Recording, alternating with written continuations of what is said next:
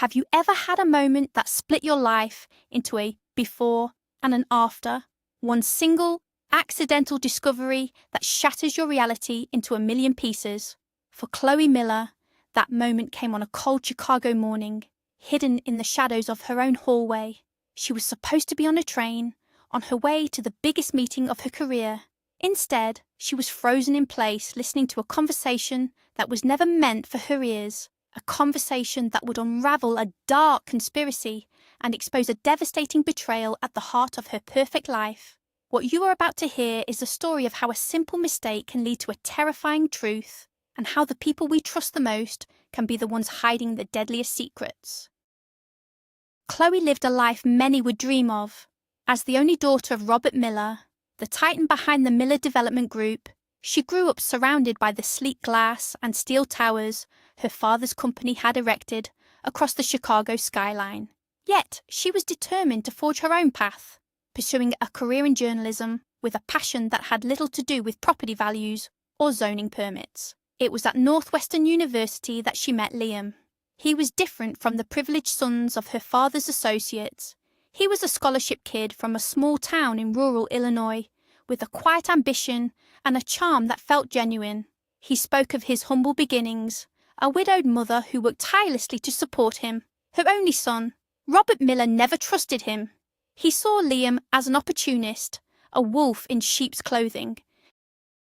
He had warned Chloe, his voice heavy with concern, that some people are drawn to the light not for warmth, but to see what they can take from the shadows it casts. Chloe, blinded by love, dismissed her father's fears as the overprotective nature of a man who couldn't imagine anyone being good enough for his daughter. The hiss of the espresso machine on the kitchen counter was a familiar sound, but this morning it was drowned out by the venom in her mother-in-law's voice. "Patience, Liam. You can't rush this," Sharon said, her tone low and sharp. Chloe pressed herself against the cool dry wall of the hallway, her heart hammering against her ribs. She was supposed to be at Union Station, but the crimson leather of her train ticket was sitting tauntingly on her nightstand. If we move too fast, he'll get suspicious, and we can't afford that. Not now. They had to be talking about her father. A cold dread, slick and oily, seeped into Chloe's veins. What he's done to me, to us. Liam's voice was a low rumble filled with a resentment she had never heard before. It was a voice that belonged to a stranger. In that moment, the man she loved, the man she shared her bed with, became an unknown quantity, a threat lurking in the heart of her own home. The life she had built felt like a house of cards, trembling on the verge of collapse. She had to leave. Quietly, she backed away from the doorway, her hand clamped over her mouth to stifle a sob. She couldn't let them know she was there. Not yet. Slipping out of the heavy oak door of their Gold Coast condo, the biting Chicago wind felt like a slap, shocking her back to a semblance of reality. The noise of the city, the distant wail of a siren, the rumble of the L train overhead, it all felt muted as if she were hearing it from underwater. She couldn't cancel the trip. It was a major feature story, the one that could finally elevate her from a promising journalist to a respected one. It was her escape from the shadow of her father's empire. As she walked briskly towards the station, her father's words echoed in her mind, a ghostly premonition. "Chloe, I'm not forbidding you from marrying him. I can't do that," he'd said, his large, capable hands resting on the polished mahogany of his desk. "But I don't approve. I believe you deserve someone who loves you for you, not for the name Miller. This man, there's something hungry in his eyes." She had accused him of being a snob. She had yelled, cried, and defended Liam with every fibre of her being. Now, the memory of her own defiance tasted like ash in her mouth. Her mother, Helen, had been more diplomatic but equally concerned. "Your father is right, honey," she had said gently, arranging flowers in a vase with meticulous care. "Why the rush? The inheritance clause is gone. You don't need to be married to access your trust fund anymore." Her father had recently amended his will. Originally, Chloe could only gain full control of her inheritance upon a marriage he approved of. Seeing how much Liam meant to her, he had relented. Or so she thought. "The clause isn't gone, Helen. It's just altered, Robert had clarified later, his voice grim. She can access the funds if she marries someone with my explicit consent. This marriage to Liam, it means she gets her generous monthly allowance, the condo, the cars, anything she wants. But the company assets, the controlling shares, they all remain under my control. I'm not a fool. I won't risk everything I've built on a boy from nowhere with a chip on his shoulder. Chloe hadn't known the full details of this change. Her father had protected her from it, and Liam had never asked. Or had he? If only she had listened. If only she had seen what her father saw. Their relationship had started like a whirlwind romance novel cliché. They'd bumped into each other at the library, on Northwestern's campus, sending a pile of books scattering across the floor. He had this self-deprecating charm that she found irresistible. I'm probably not the kind of guy you're used to, he would say, a wry smile playing on his lips, all while knowing she was falling for him. He was handsome, with an easygoing nature that masked a sharp, calculating intelligence. He played the part of the awestruck small-town boy perfectly. He was a master at making her feel like his saviour, his guide to this glittering world of wealth and influence. He made her feel powerful and needed, and she had mistaken that feeling for love. Looking back, she could see the performance, the carefully crafted persona designed to win over the rich girl who wanted to believe she wasn't just another heiress. His constant talk of being unworthy of her had occasionally grated on her nerves. It felt like a calculated move, a way to keep her reassuring him, reinforcing her commitment. "Stop it, Liam," she'd say, frustrated. "You worked your way out of your town, got a scholarship to one of the best journalism schools in the country. That's not nothing. Most people wouldn't have that kind of drive." He would just smile, a sad, knowing look in his eyes that she now understood was pure theatre. He had absorbed every detail she gave him about her life, her family, her father's business. He was a student not just of journalism, but of her. He studied her weaknesses, her desires, her deep-seated need to be loved for herself and not her bank account, and he had used that knowledge to meticulously craft the key to her heart and, by extension, to her family's fortune. He knew exactly who she was from the very beginning. The Miller Development Group wasn't just a company, it was a Chicago institution. Whispers followed Chloe around campus. "That's Robert Miller's daughter," people would say. "They say he basically owns half the loop." Liam had pretended not to know, feigning surprise when she finally told him about her father. It was a lie, of course. He had heard the same rumours, but he played his part with an actor's skill. Chloe herself was always trying to downplay her wealth. She took the train, wore jeans and sweaters, and talked passionately about her dream of being a foreign correspondent, not a CEO. "Just because my dad is rich doesn't mean I am," she'd tell her friends. "I'll probably never inherit the business anyway. I don't know the first thing about real estate development. Journalism is my thing." Liam would listen, nodding sympathetically, all the while thinking how naive she was. To him, turning your back on that kind of power was not just foolish, it was a sin. His own story was the stark opposite of hers. He grew up in a cramped, rented house where the paint was always peeling and the winters were always cold. His mother, Sharon, worked double shifts as a waitress, her hands chapped and her face etched with exhaustion.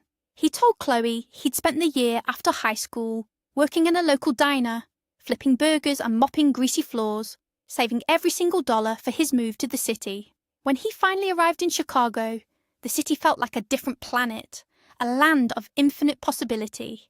He was determined to never go back, to never again feel the gnawing hunger of poverty and obscurity. His ambition wasn't just a desire for success, it was a desperate, clawing need to escape his past. This desperation, she now realised, was what her father had seen in his eyes. It was a hunger that could never be satisfied. By their junior year, they were married, and Chloe had convinced her father to help Liam get a job. "Dad, please, just make a call. Liam needs experience, real experience. He can't just write for the campus paper until he graduates." It took a month of relentless pleading. Robert was furious. "Chloe, you got your internship on your own merit. Why should I hand one to him?" he'd argued. There are dozens of publications in this city. Let him send out resumes, make calls, go to interviews like everyone else. Let him prove himself. Chloe didn't understand. She saw it as a simple act of helping the man she loved. But Dad, the internships for students pay next to nothing and they work you to the bone.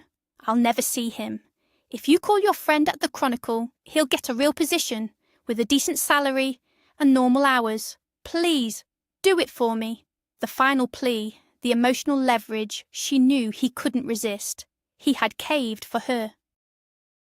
Robert had looked Liam dead in the eye when he gave him the news, his expression like granite.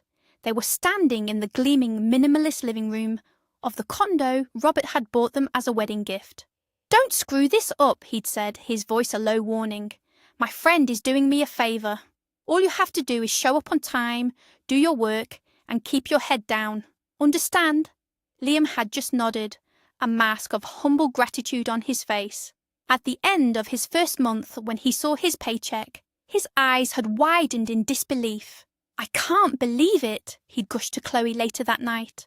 "A crew of construction workers back home doesn't make this much in a month, and I'm just working 3 days a week while I finish my degree. It's insane." Chloe had just shrugged. "Connections matter, I guess. Just focus on doing a good job. You won't be writing fluff pieces forever. This is just a stepping stone." She had been so proud, so sure she was helping him build a future. Their future. A few months later, the first real crack in their perfect facade appeared. "Chloe, I don't meddle in your life," her father began, his voice tense over the phone. "But I see your credit card statements. Liam isn't contributing a single dollar to your household expenses. He's earning a very good salary for a student. Where is all that money going?" Robert had access to the statements for the account he funded for her. It wasn't about control, he claimed, but about protection. After she married Liam, his casual monitoring had become more focused. Chloe was instantly defensive, feeling like a child being scolded. "Dad, how dare you track my spending?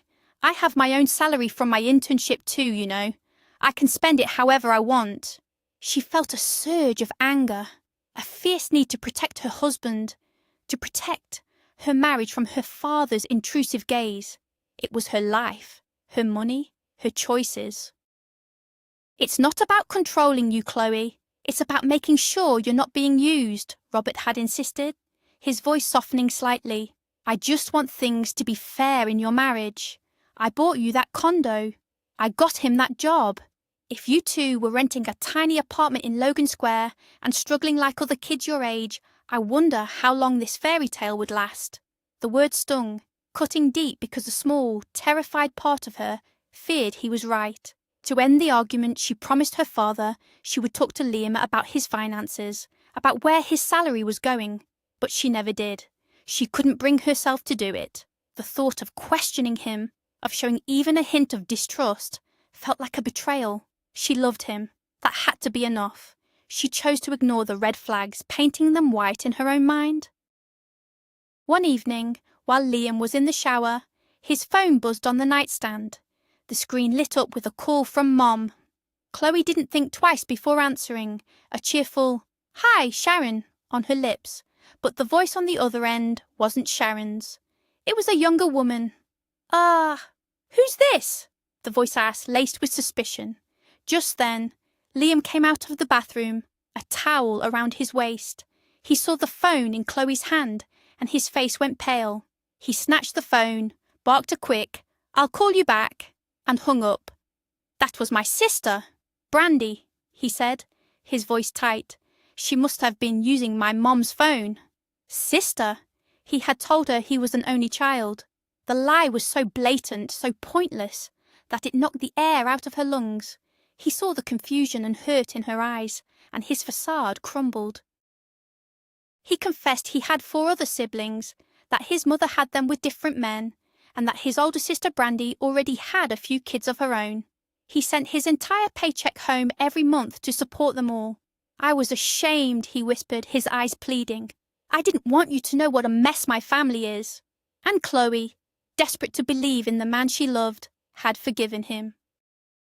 3 years into their marriage, the lie about his family seemed like a distant memory, a bump in the road they had overcome. But now, another issue had surfaced, one that Liam couldn't talk his way out of. Chloe wanted to start a family. "Liam, we're not getting any younger," she'd say, her voice filled with a longing that was becoming an ache. "I want to have a baby." Liam would immediately shut down. "Chloe, be realistic. I'm working crazy hours. You're always travelling for assignments. Who's going to raise this kid?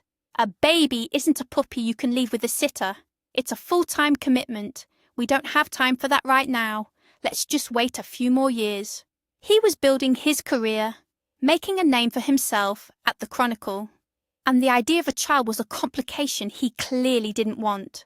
Each time she brought it up, he had a new excuse, a new reason to postpone. "That's just an excuse, Liam, and you know it," Chloe had argued one night, her patience wearing thin. "People with demanding careers have kids all the time.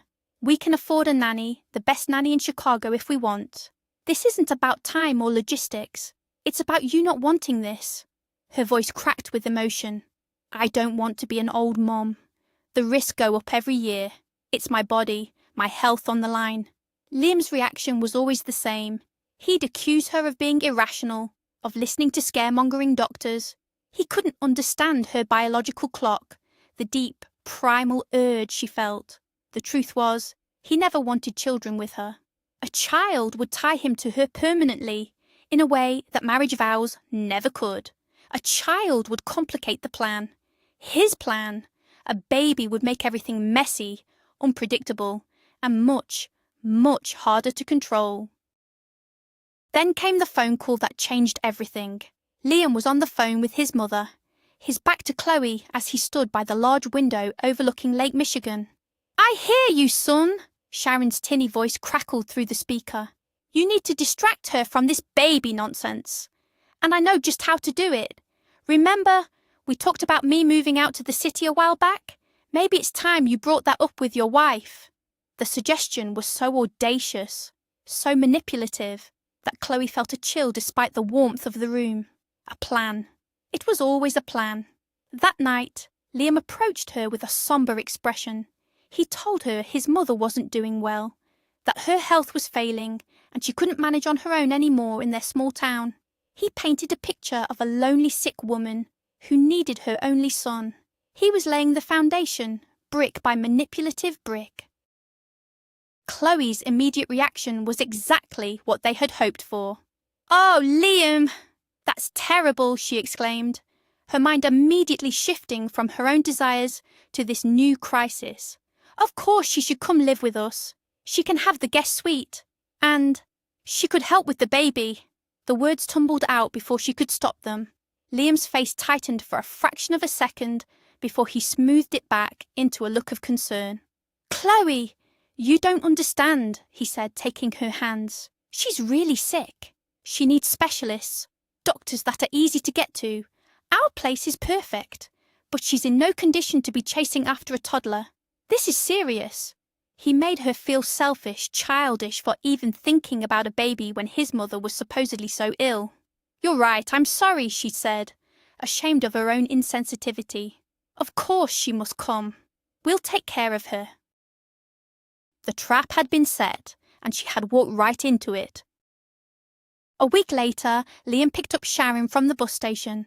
The moment she stepped into the luxurious condo, her eyes swept over everything with a greedy, possessive glint.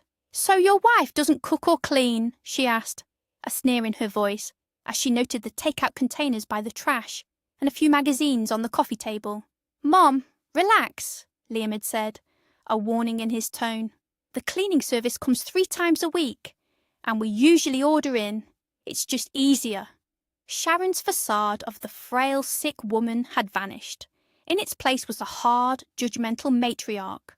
"Living like royalty, son," she'd muttered, just loud enough for Chloe to hear as she came down the hall to greet her.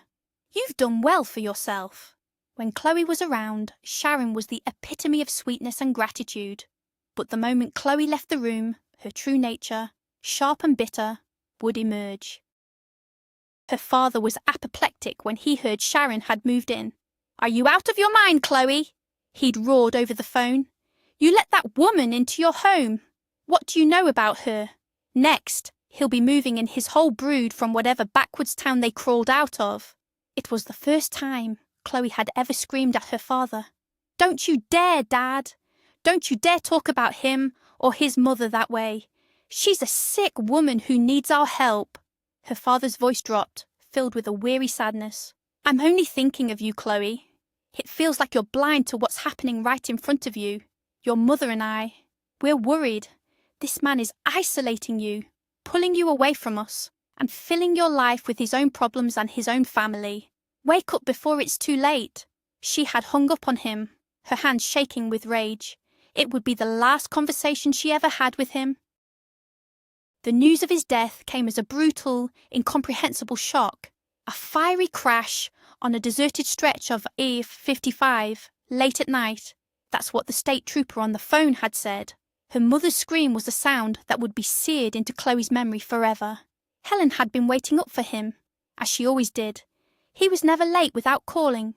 By midnight, a knot of fear had tightened in her stomach. The call came just before dawn. The world tilted on its axis. Robert Miller, a man who seemed as indestructible as the skyscrapers he built, was gone. Chloe rushed to her mother's side, her own grief a distant echo compared to the raw, primal pain that consumed Helen. They clung to each other in the cavernous living room of her parents' penthouse, the sprawling city lights below suddenly looking cold and alien. Nothing made sense. Her father was a meticulous driver. He never drank. He never took risks. It felt wrong. It felt impossible. The trip to the county morgue was a surreal nightmare. The air was thick with the smell of antiseptic and death. The coroner, a man with tired, sympathetic eyes, slid open a metal drawer. The sight was horrific. The body was so badly burned that it was barely recognizable as human. "We found his wallet and a custom-made watch in the wreckage. The fire didn't reach them," the officer explained gently. "The serial number on the watch matches the one Mr. Miller purchased." Chloe stared at the charred remains, a cold, analytical part of her brain taking over. This couldn't be him. A wave of nausea washed over her. "We need a DNA test," she said, her voice surprisingly steady. Her mother, barely able to stand, clutched her arm. "Chloe, no, please don't do this. It's him. It has to be him. I can't bear any more." But Chloe's gut screamed that something was wrong. While her mother was signing the papers, her back turned, Chloe quickly and discreetly plucked a few strands of hair from the corpse's head, tucking them into a small evidence bag she always carried in her purse for work. It was a long shot, but it was all she had. The results from the private lab came back a week later, the day after the funeral. Chloe opened the email with trembling hands. The report was clear. The DNA did not match Robert Miller. However, it did show a close familial relationship. The deceased was a paternal relative. A brother? An uncle? Her father was an only child, or so he had always told her. The questions multiplied, spiraling into a vortex of confusion and fear. Who was this man in her father's car? Where was her real father? Was he even alive? She looked at the Rolex watch they had recovered from the crash, the one her father never took off. It was his, but the body was not. She said nothing to her mother. Helen was a fragile ghost, drifting through the days in a haze of grief. Chloe couldn't shatter her world further, not until she knew the truth. This was a secret she would have to carry alone. 2 weeks after the funeral, Liam was fired. Victor Vance, her father's longtime business partner and friend, had taken over as interim CEO of the Miller Group. He had called Liam into his office and let him go without ceremony. Liam came home that night in a rage. "Can you believe it? Vance just fired me. After everything your father did for me. He said my work was subpar. He was always looking for a reason to get rid of me," he stormed, pacing in the living room like a caged animal. Chloe, exhausted by grief and the weight of her secret, listened with a growing sense of detachment. She called Victor the next day. "I'm sorry, Chloe. I truly am," Victor said, his voice kind but firm. "But I was only keeping him on as a favour to your father. Frankly, he was a terrible employee. He missed deadlines, his work was sloppy, and he was arrogant. Robert knew it, but he was tolerating it for your sake. I can't run $1 billion company based on favours. I hope you understand. She understood all too well. It was just another lie, another part of the elaborate performance. The distance between them grew into a chasm. Liam became sullen and resentful. His days spent sending out resumes and complaining about his bad luck. He never once asked how Chloe was coping with her father's death. He never asked about her mother, who was still locked in a prison of grief. His world had shrunk to his own problems, his own thwarted ambitions. His concern for her, which he once thought was the centre of his world, was revealed to be a fragile thing, easily broken, under the weight of his own self-interest. It was during this time that she planned the business trip, a chance to escape the oppressive atmosphere of the condo, to breathe air that wasn't thick with secrets and unspoken resentments. It was supposed to be a fresh start, a way to clear her head. Instead, it led her right back to the place where her world would finally and irrevocably fall apart. The conversation she overheard that morning before her trip replayed in her mind on an endless loop. Sharon's sharp conspiratorial tones, Liam's bitter resentment. It was a plot, a long, carefully orchestrated plot to get their hands on the Miller fortune. The feigned illness, the move to Chicago, the constant pressure on Liam. It was all part of it. And her father's death. Had they been involved? The thought was so monstrous, so terrifying, that she pushed it away.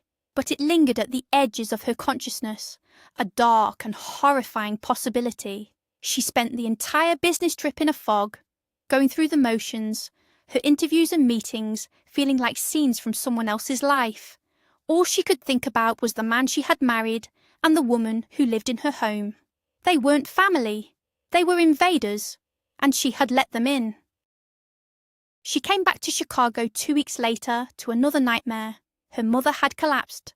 The doctors at Northwestern Memorial Hospital gave her the diagnosis in a sterile white room that felt like a tomb. Ovarian cancer. Advanced. The oncologist explained that it was likely triggered by the extreme stress and grief of the past month. Chloe felt the floor drop out from under her. It was too much. First her father, now her mother. The world was systematically taking away everyone she loved. She sat by her mother's hospital bed, holding her frail hand, the beeping of the machines, a steady, maddening rhythm. Helen looked small and lost in the oversized bed, a shadow of the vibrant woman she once was. Chloe felt a surge of pure, undiluted rage. Liam and Sharon had done this. Their greed and their scheming had brought this upon her family. She vowed then and there that she would not let them win. She called Liam from the hospital waiting room. Her voice was cold, devoid of all emotion. "My mother has cancer," she said, cutting him off before he could launch into his usual complaints. There was a brief silence on the other end of the line. "Oh, that's terrible," he finally managed, his voice lacking any genuine warmth. Should Mom and I come to the hospital?" The question was so absurd, so utterly tone-deaf, that Chloe almost laughed. "No, Liam. You should pack your things. You and your mother. I want you out of the condo by the time I get home." The line went dead. She knew this was it. The final, irreversible break. There would be no more lies, no more second chances. The part of her that had loved him, that had made excuses for him, that had believed in him, had died in that sterile hospital corridor. All that was left was a cold, hard resolve. When she finally walked into the condo, late that night, it was quiet. 2 large suitcases stood by the door. Liam was sitting on the couch in the dark, a silhouette against the glittering city lights. Sharon was nowhere to be seen. "She's gone," he said, his voice flat. "She took a bus back home this afternoon." Chloe didn't say anything. She walked past him and went into the bedroom, pulling out her own empty suitcase and beginning to pack. She wasn't staying here. This place was tainted by their lies. "You heard us, didn't you?" he asked from the doorway. "That morning, before your trip. You came back for your ticket." Chloe paused, a silk blouse clutched in her hand. She turned to face him, her eyes hard. "I heard everything, Liam. The plan, the way you were going to bleed my father dry, the way you used me." "It wasn't like that," he started, a desperate edge to his voice. "It was my mother's idea. All of it. She's been obsessed with money her whole life, with getting out of that town. She pushed me, she planned everything. She wanted us to get control of your father's assets after he was gone." He took a step closer. "I never wanted to hurt you, Chloe. I swear, I love you." The words, once so powerful, were now meaningless. "Love," she said, the word tasting like poison. "You don't know the first thing about love. You know about opportunity, about weakness. You saw a lonely rich girl and you played a part. And I was stupid enough to fall for it." She slammed the suitcase shut. "Get out of my way, Liam. I'm leaving." As she pushed past him, he grabbed her arm. His grip was surprisingly strong. "You can't just throw me away," he hissed, his face contorted in a mask of desperation and fury. "After everything I've done, I gave up my life for this, for you."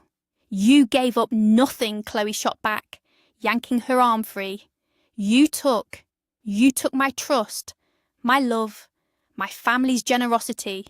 You and your mother are parasites. And her plan to what? Poison my mother and me slowly to get the inheritance. Was that it? Did you have a hand in my father's death?" The accusation hung in the air, heavy and ugly. Liam recoiled as if she had struck him. "No, God, no. We just wanted the money. We never wanted anyone to get hurt." His denial was vehement, but for the first time, she saw real fear in his eyes. He wasn't a master manipulator.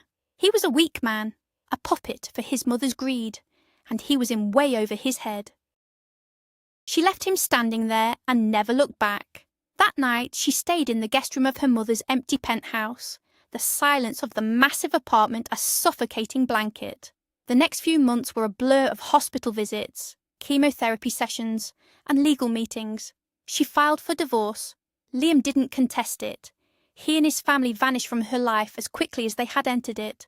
During this time, Ethan, her father's young and brilliant protégé, who had taken over many of Robert's responsibilities, became her rock. He was a constant, steady presence, handling the company's affairs with a quiet competence and checking in on her and Helen, not out of obligation, but out of genuine care. He had admired her father, and he saw the same strength and integrity in Chloe. A quiet friendship began to bloom amidst the wreckage of her life, a small seed of hope in a barren landscape.